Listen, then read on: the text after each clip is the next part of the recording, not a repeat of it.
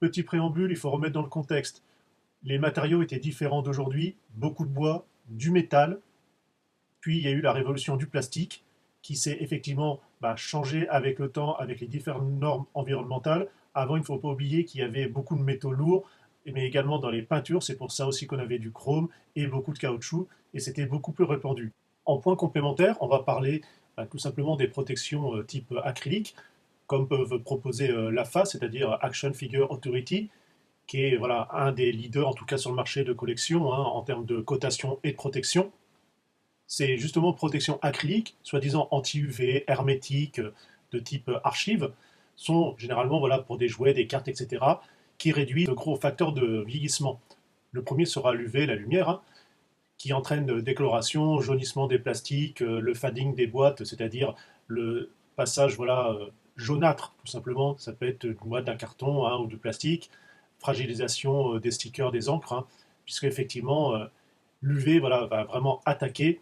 Souvent, c'est dit que c'est des protections de 90 à 99% annoncées. Après, la réalité reste voilà, à voir. Utiliser un éclairage LED et non pas halogène. Et encore, même dans les LED, il faudrait également choisir la température. Et même celle-ci, il faut faire attention parce que souvent, des températures de certaines couleurs sont créées par un certain mélange et donnent des UV. Donc, c'est pas parce que vous mettez en blanc que ça ne va pas dégager beaucoup d'UV. Surtout la poussière en termes de protection, puisque forcément, c'est fermé, c'est moins abrasif, il n'y a pas de nettoyage ou de manipulation à faire dessus. Donc déjà là-dessus, il n'y a pas d'attaque physique, mais également moins de manipulation, puisque c'est enfermé, on ne peut plus toucher, il y a moins de choc, pas de rayures, de coins écrasés ou compagnie, et également une micro-variation d'humidité, puisque comme c'est dans un volume fermé, voilà, l'humidité n'évolue pas. Mais attention, ça ne stoppe pas le vieillissement, c'est pas un système de stase, c'est simplement ça va ralentir. Déjà parce qu'il y a de l'oxygène dedans, et donc forcément une oxydation lente qui va se produire, que ce soit voilà, sur les plastiques, la colle, les élastiques, les encres, etc.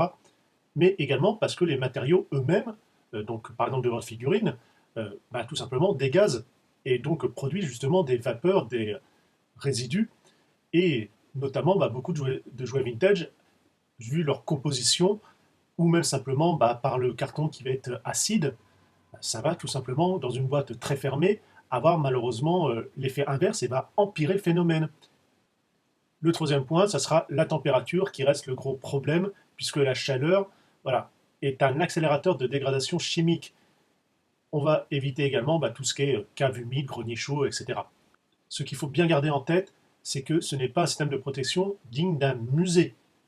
Ça va, alors déjà effectivement dans les pièces de musée où tout est contrôlé, que ce soit lumière, humidité, chaleur, etc. Et même les enveloppes, enfin, les protections qui sont mises sont vraiment pures professionnelles, ne font que retarder. Malheureusement, la dégradation se fait quand même. Et donc là, alors certes, c'est un, on va dire un bon rapport qualité-prix, mais ça reste à l'échelle non pas humaine, mais à l'utilisateur.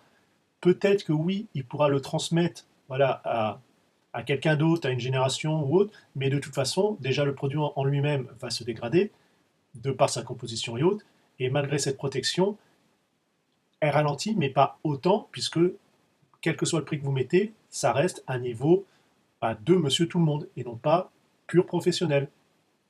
Après, chacun fait comme il veut. Vous savez que pour ma part, je trouve ça totalement stupide. C'est comme les jeux vidéo, d'être mis sous boîte, ça ne puisse pas servir, pas être manipulé, utilisé.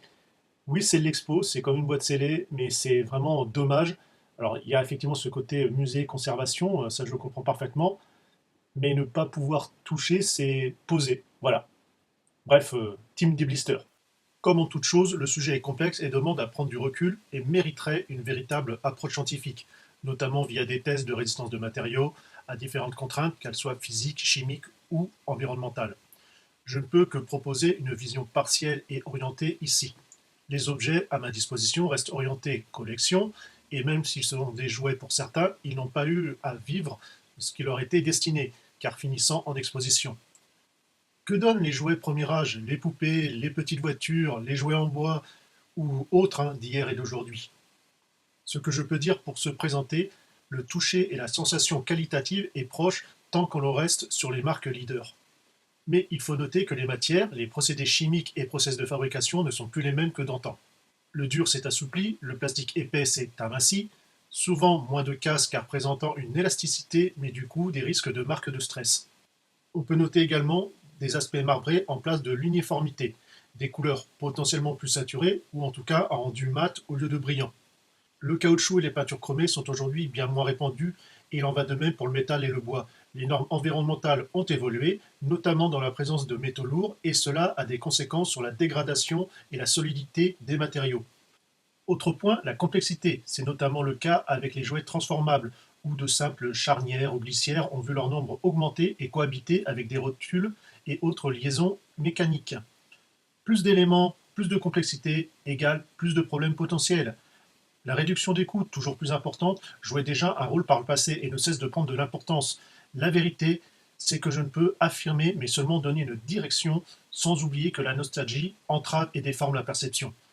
Il y avait des cases prématurées, des jouets plus solides que d'autres, etc.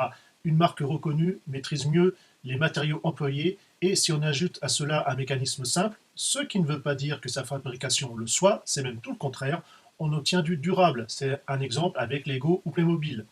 Il faudra voir dans 20, 30 et 40 ans l'état de détérioration des matières récentes pour en juger.